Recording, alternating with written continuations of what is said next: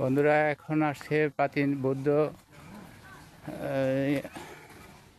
রঘুরামপুর। এখানে কিছু প্রত্নতাত্ত্বিক দেখার জন্য আসছি।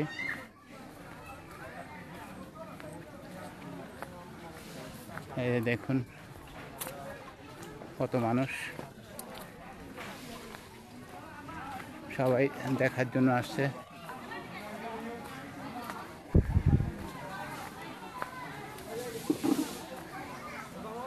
বিক্রমপুর বৌদ্ধ বিহার উন্মুক্ত।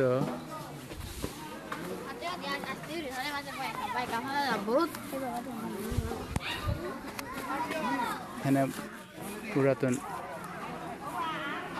গ্রামের জায়গা, কিছু জায়গা আছে।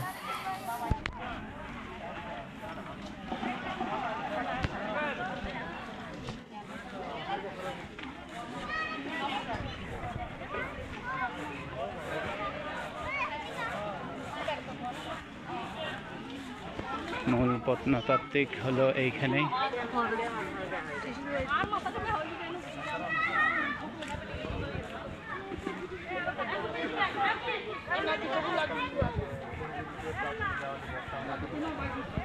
সবাই এখানে এই জায়গাটা দেখতে আসছে।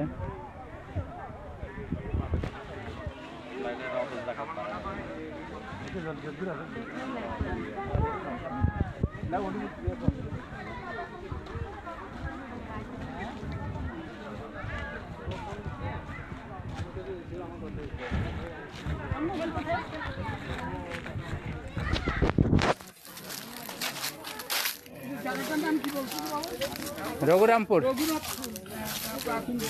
প্রাচীন বৌদ্ধ বিহারে আসছি। সামনের দিকে আগাই, সামনের দিকে আগালে বুঝতে পারবো যে এখানে প্রচুর ডকুমেন্টারি এখানে আছে।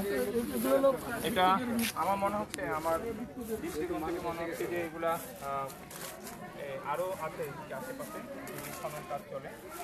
মুন্সিগঞ্জে এরকম অনেক প্রত্নতাত্ত্বিক জায়গা আছে যেগুলো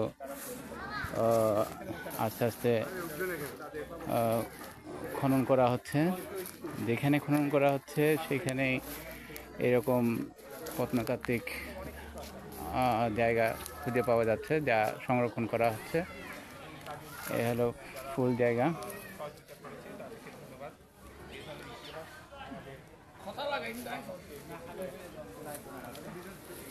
আমার পিছনে অনেক বড় জায়গা।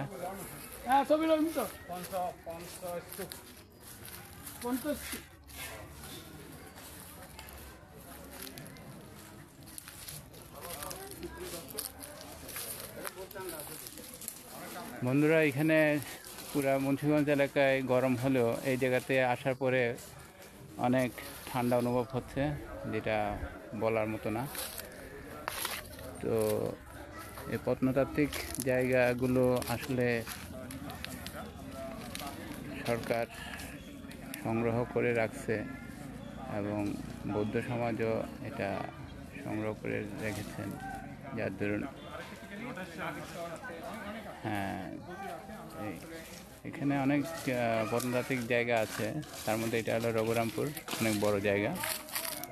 আর আছে নটেশ্বর আছে।